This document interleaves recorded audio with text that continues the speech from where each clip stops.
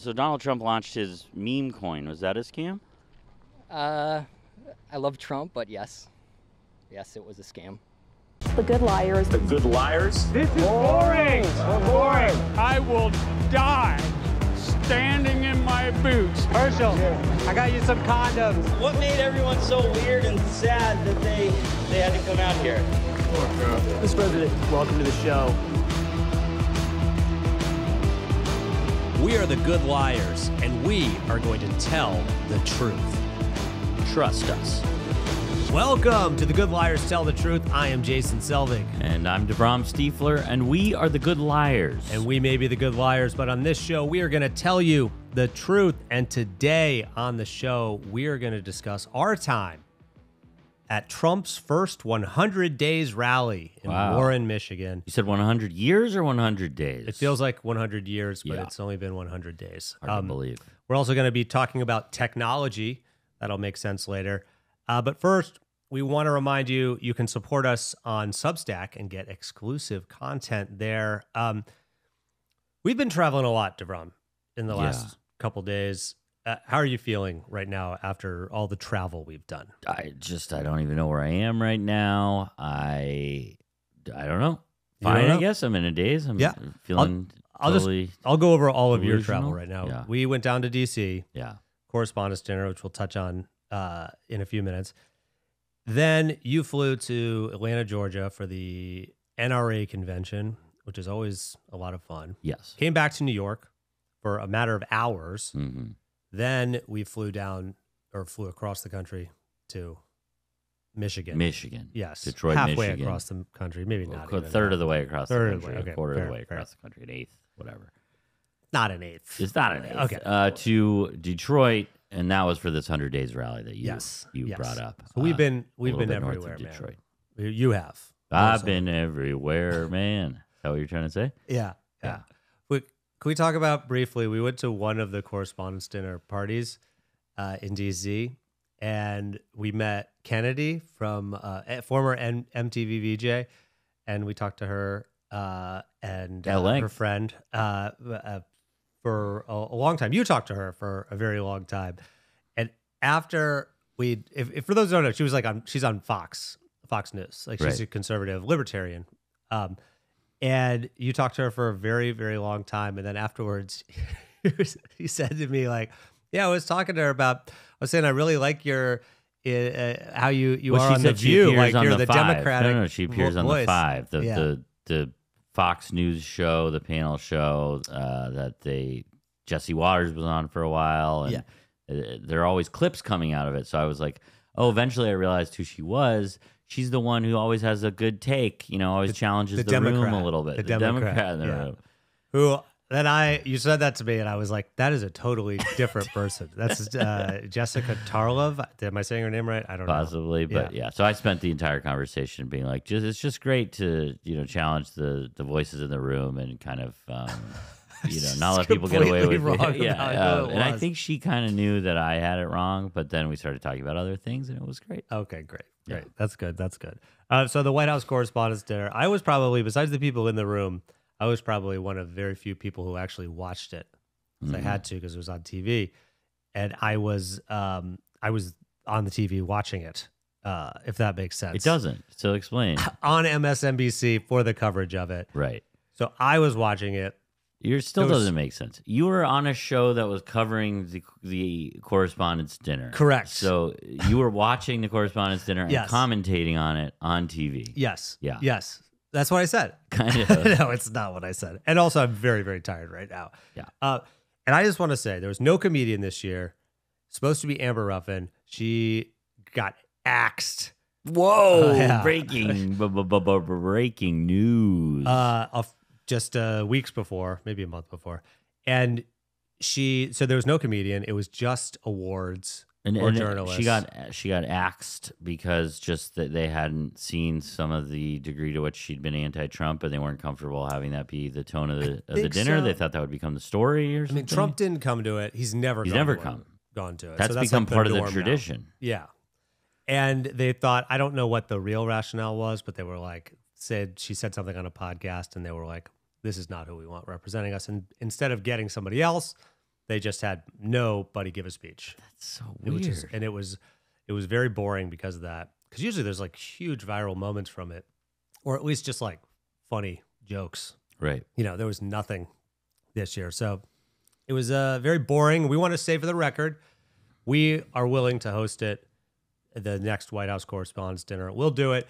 And it'll be different because we'll be going around interviewing people who are drunk journalists during the actual dinner. So people can get into some real trouble at the next White House Correspondents Dinner. And that could be fun. Probably could be like a little us. roll of the dice. Yes. Probably us. Yeah. Yes.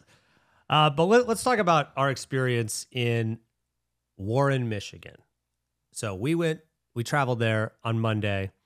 The rally. Did you have a little deja vu?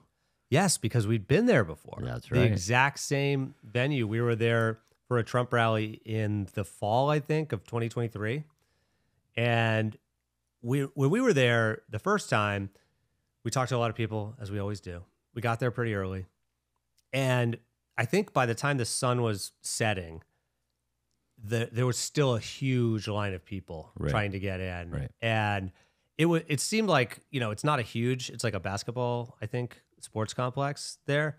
It's not a huge room, but this rally, it seemed like there were not a lot of people there. Yeah, and I kept thinking, okay, we're here early. It's going to start to fill up. I know we're not in a campaign season, but surely this will fill up. And as far as we saw, it like never did. Never really got going. So we talked to some people on their way in, and you got to talk to some people like in the line, but it was like moving. Barely. Yeah. It was not a typical rally. And we got there, I think, to the line, like the doors had only been open for 15 minutes when we got there. And then within 15 minutes after that, the line was empty. Like, it was empty. It was empty. So it was I think they said maybe around 3,000. Yeah. I don't know if there are that many people, but I'm not good at the head counts. But no, it was very odd. You're a numbers guy or math guy? Numbers guy. Numbers guy. Yeah, okay. yeah. No, math guy. Math guy. No, whatever. We'll figure it out next time. So it seemed like a lot smaller, and I don't think I don't know if that means that people are upset with Trump or whatever. They don't. Well, what I was trying to say to you yesterday after the rally was that even if he has lost some support, I still would have thought this rally would be big enough, given that we'd seen this area of people show up to a rally before. I was shocked by how small it was. I guess people feel like there's nothing to show up for. Tuesday, in the middle of a work day, right? It started at 6. Maybe people just weren't showing up. Not like you said before, not a campaign season. He usually packs a room. He usually packs a room. And on that note, as we were about to leave, there was a counter protest, or I guess a protest of it, just a protest of Trump that was happening outside on the grass, like on the road along it. Somehow we'd missed it. We'd been near where the line was gathering, and we had missed that this thing had been gathering the whole day. Yeah, and it was big. It was huge. It was huge. It was like I think, compared to like other things, and obviously Trump's president now, and now people are more energized to be protesting Trump. But when we would go to rallies over the summer and into the fall, there would be like 5 people. Right. This was like hundreds and hundreds of people. I don't know. I mean, we took a video of it, and it doesn't end. It goes like, it starts on one side and then goes a whole block. Right. And was around a corner, around a corner. half of the next block. Whenever there's a counter to something that's going on, it usually seems pretty small, like just a few local people who are upset that a certain thing is taking place. This felt like it was a much bigger gathering. Yes. Like maybe almost the size of the rally. Yes, which is pretty funny. Yeah. It's pretty funny, but also doesn't stop anything that's happening in the world happening right at now. all for the next couple of years. Yeah. Okay, so this is from the Huffington Post. So, Donald Trump had footage of alleged foreign gang members being removed from America that was aired during the president's rally in Warren, Michigan on Tuesday. The crowd cheered and chanted USA, USA, USA after the clip concluded. Trump had teed up the video claiming, quote, "The worst of the worst are being sent to a no-nonsense prison in El Salvador." So They should have been chanting El Salvador. El Salvador, El Salvador. Yeah. First off, it's just so sad, this stuff. It We're is. just sending people to this like It's also concentration. Very deeply, like the people are really on top of each concentrated. other. Concentrated. In a Yes. camp type situation. Yes. Even it's hard to root for anybody to go there. I'm sure people have done some really bad stuff. It's hard to even root for them to go to a place like this. Like this is not a place for people to be rehabilitated and maybe eventually have a life after. It's just a place to like hold people until they die. Yes. And I was thinking about this, and I talked about this with some other people about how Trump supporters would actually feel about this. Because, if you look at the polling of it, it was like, I think it's like 75% of Republicans support his immigration policies, and a lot of people think the majority of people now think he's gone too far, and now it's not even a winning issue with him. I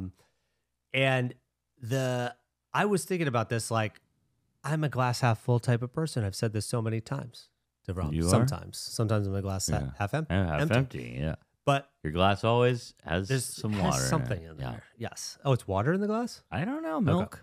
Okay. Milk. Yeah. Yes, that's much better. So I kind of was thinking that the vast majority of the Trump supporters would not be for this just because it's so bad. Right.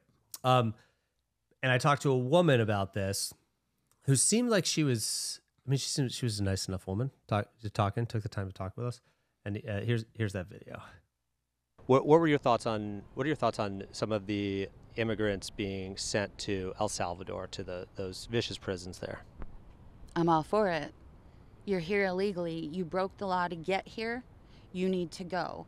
If you want to come back and didn't commit any crimes while you were here or there, then come back legally. But going to those prisons, there is not a way out of those prisons. They're designed so you stay there for life, and you can't go outside, and you're in a cell with 50 other people. Is that the right punishment for coming into the country illegally? That is the punishment that they chose. Did they? But because they didn't. Some of the people came in 10 years ago. Listen, if I go over a border, I'm going to be in prison. Any other border, any other country, that's how it is. So yes, that's the way it should be. But a prison that's in another country that is a vicious, basically concentration camp, that's okay? I don't have a problem with it. I don't have a problem with it, she says. Right. So it's just interesting to think that is, people are like, that's an okay punishment for coming over a border. Right. To be sent to, I think maybe not even the country you came from. One could be a totally different country, and then you're sent to El Salvador. Which we did talk to some people about. They're like, well, so you have to send them back to where they came from. It's like, what? But they're not. They're sending them to a third country, and not just to that country, to the worst prison there. I don't know. I feel like when we would press people on a couple of the particular stories, sometimes they would kind of say, oh, well, maybe that's not so great. But there was very much a crack a few eggs to make an omelet type outlook on things. Like, oh, maybe that's sad, but overall, this is a really good thing. And I don't know, begs the question, like, isn't there a more humane way to handle people, like shutting down the border and dealing with people in this country in a more humane way? Seems like it should be on the table. You shouldn't have to send them to an El Salvadoran prison. I think the point is that they want people to think the worst is going to happen to them, so they don't even decide to come here. But it creates a situation in the country where there's a lot of fear in a lot of communities for this. Right. Didn't you talk to somebody at the NRA convention about this? About having undocumented people who lived with them? Yeah, I talked to a guy, a very like kind of sweet guy who lived on one of the islands off of Washington State. And he said, I have a couple of roommates who are undocumented, and one of them has lived with me for 20 years. And I said, well, okay, imagine that someone came to take him away. And he said, well, I would do everything I could to keep him there, but he understands that he's breaking the law, and if he has to go, he's got to go. And basically he said he's like my family, but I would understand, legally speaking, if he were just taken away. He's been there for 20 years. Yikes. Very sad. Yeah, that is very sad. Very, very sad. I also think he didn't genuinely think it would happen. And I think that's what people are dealing with. Is like, oh, probably there aren't innocent people being taken away. Probably it would only happen if you're a real bad guy. And it's like, well, some very innocent people have been taken away to one of the worst places on earth. Yeah, it's funny because it's like Trump was running on all this stuff, and funny is definitely not the right word, but Trump was running on like mass deportations. Okay, I'm waiting for the laugh. Yeah, the punchline's coming here, and these tariffs, you know, and even like his advisors were like, he's not going to do these tariffs. This isn't going to happen. Don't worry about this. It's going to be totally fine. And then he does this with no like method to the madness, and they're like, oh shit, we got to get him. I even find myself slipping into that sometimes, where I'm like, it's not gonna be, as he's just speaking in campaign talk, and like can't be this dumb or this cruel, and it just is.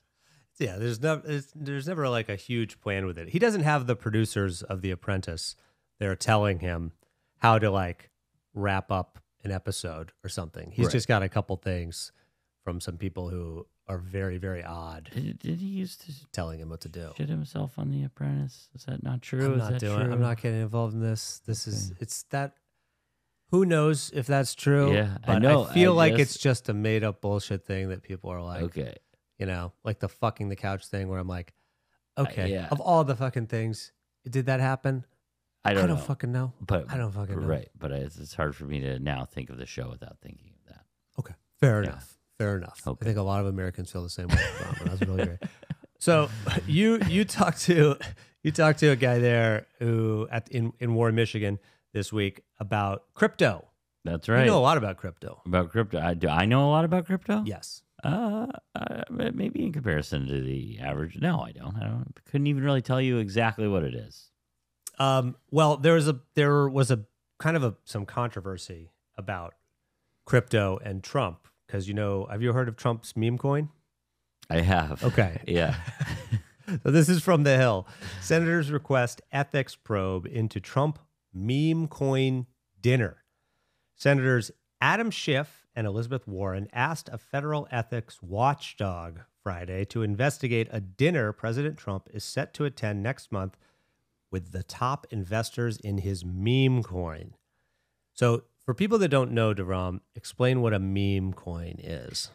So I know a lot about this kind of thing. Is this going to be a bullshit thing? I just want to get ahead of this. Maybe. Okay. No, but basically a meme coin is something you buy, a cryptocurrency you buy because of its perceived I don't know, whatever, cultural value. You're a fan of the person, they launch the coin, you buy it. You're not like Dogecoin was a meme coin. It was. Now I think Elon's trying to make it have actual value. Like for a little while, you could buy a Tesla with Dogecoin. Like he was trying to make it into a real thing. But some of these, literally, there are no practical purposes for it at all. And it's just if you like the person, it's kind of a version of like support for them. But the people will make money off of it. But the obvious problem with that is it looks like a financial investment. And the people who get in early because they know it's launching and they buy a bunch of it, then all the other people come in and invest money thinking, hey, maybe I can make a buck here. And then all those original people just pull out all the money after doubling or tripling, rug pulling, after making, maybe even 100 times their initial investment or 1,000 times their initial investment, pull it out. And then all those people who came later hoping to make a few bucks are the ones who basically end up just pushing their money toward the multi-millionaire, 100-millionaire billionaires. So and I think they're requesting an ethics probe because now people would they're basically like paying for access with the president, right? Paying for access with the president, but also I think just that it looks like a financial investment that is not, and that would be a scam if anybody but him did it. Basically, like people are facing like legal proceedings if they do a rug pull like that, but not him. It's just so funny because they're nothing. These coins. It's nothing. But I have to say, having dinner with him actually makes it something. I guess so.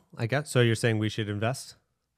Yeah, we got to have dinner. We got to invest a ton, though, if we're going to be one of the top investors. Anyway, talk to this guy about crypto at the 100 Days rally. Crypto has struggled a little bit in the first, 100 days of the presidency. What do you see as far as that goes? Is it going to turn around? Yeah, it will eventually. If they're only buying Bitcoin, everything else is a scam. Only buy Bitcoin, everything else is a scam? Correct, yeah, only Bitcoin.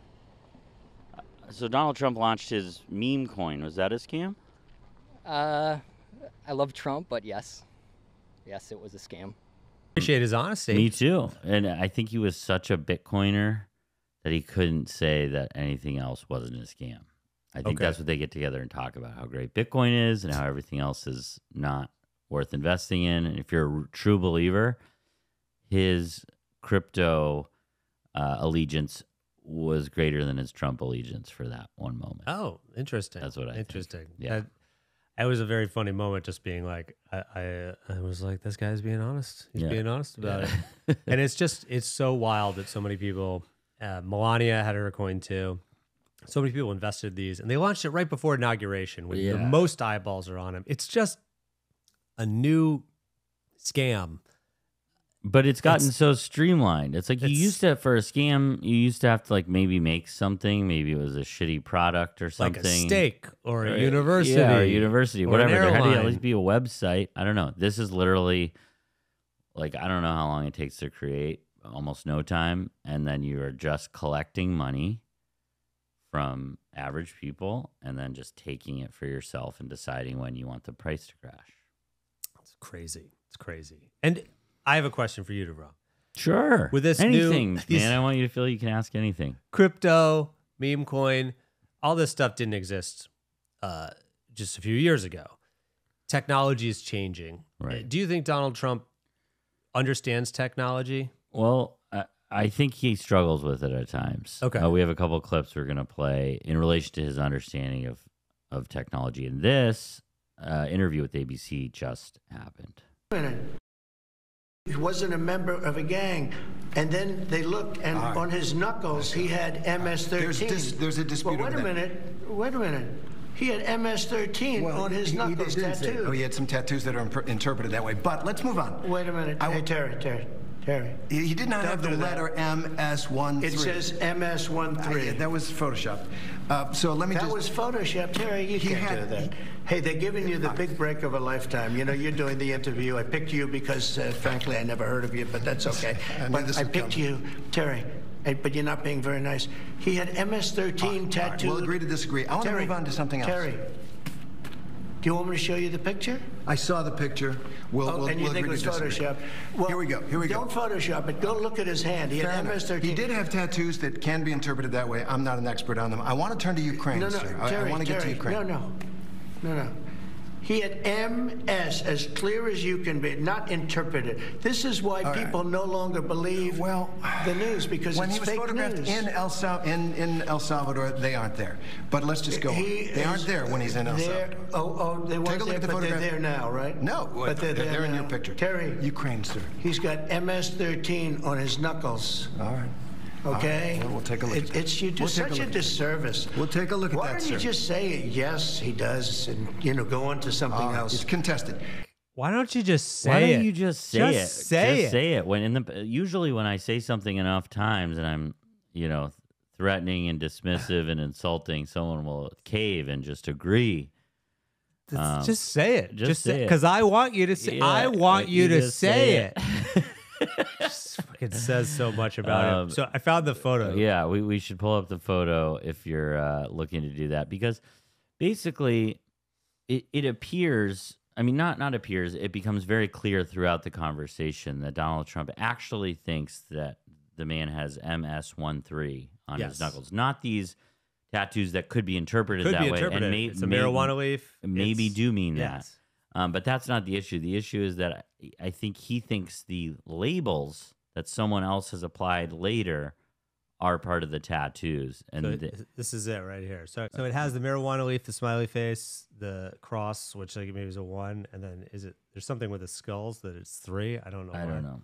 But it's at the top of it. It says MS-13, clearly put in put in there to be like, that's what these symbols mean. Right. It was someone, and maybe they know what they're talking about. Maybe they don't. I don't know enough about what these tattoos mean. So this is what happened in the White House. Yeah. Somebody came in and they're like, "You're going to show this. Look at this. This means MS-13." Right. He pulls up the picture, and it's this picture. Right. And he's like, "Will you look at that? I can't believe it. Look, it says MS-13 there. This is unbelievable, folks. It's right there." And there was a moment where somebody who's close to the president was like, should we tell him? Should we tell him? And they were like, you know what? Fuck it. Just let him do it. Let's not make him angry. Because he probably is like, this is amazing. They're not going to report this. They're not going to report this. It says it right there. And they know they'd have to correct him. Right. And that he'd it's be not angry worth at it. them. And that he'd be angry. And it's easier to not only not correct him, but let him go on ABC News and possibly have to defend it. But he's so shameless that it doesn't matter. He'll just say it and then demand that he be agreed with. But it's almost, you almost wouldn't even call that Photoshop, because Photoshop implies that you're trying to make it look real. Yes. Those were just like what someone had deemed those images to mean and had labeled it. And he couldn't tell the difference between like a label and a tattoo. I worry about his ability to distinguish things, especially when they relate to technology. He couldn't understand that it could be put on later. It could be no, but it was on there. I saw it. This isn't the only time Trump has messed up technology, or I guess maybe just been super impressed by it, not understanding that things exist. Right. Wow.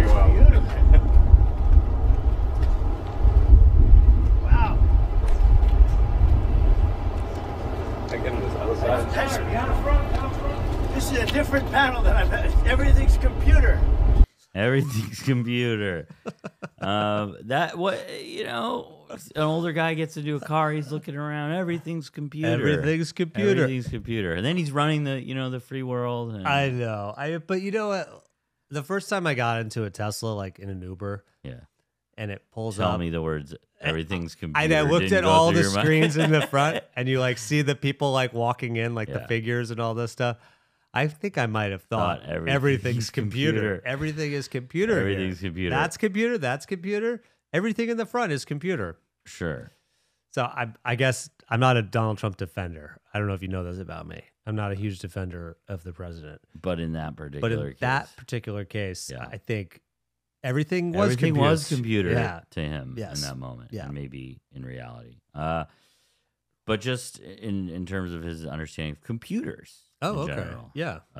Where's he at on that? If everything is computer, what is computer? Yeah. Is Barron's aptitude, in your view, business or politics? Maybe technology. He can look at a computer. I try turning off his car. I turn it off. I turn off his laptop. I said, oh, good. And I go back 5 minutes later, he's got his laptop. I said, how'd you do that? None of your business, Dad. How'd you do that? How'd you do that, Dad? How'd you do this, Dad? So in this story, I just want to review the story. Barron is working, presumably on like maybe homework or something. Anything. He's on his computer. He's on his computer. Donald Trump comes in the room and says, enough computer, and shuts it. Yeah. And Barron presumably allows that to happen. Yes. So, okay, Dad doesn't like computer. Dad leaves the room, and Barron's like, ooh, I'm going to pull one over on him. I'm going to open computer. Yes. Opens computer, hits power button. Probably. Computer on. I don't even know it turns off. I don't think he understands. Right, that you can just open it. And then Donald Trump comes back in the room and says, how'd you turn on computer? Right? This is incredible. This is incredible. Yeah. So my favorite thing is she starts it, business or politics. Right. And he said, maybe technology. Maybe technology. Like, what's he best at, business or politics? Is that his way of saying he may not be cut out for this business and politics stuff? I think he was just so impressed by computer. Right. He was so impressed by computer, or he's so unimpressed by the other two things that he had to compliment him on computer. Yes. He actually was very good at computer. Right. Computer. So, whoa, I just realized everything computer right here. Yeah. Wow. So this begs the question. He doesn't really understand technology.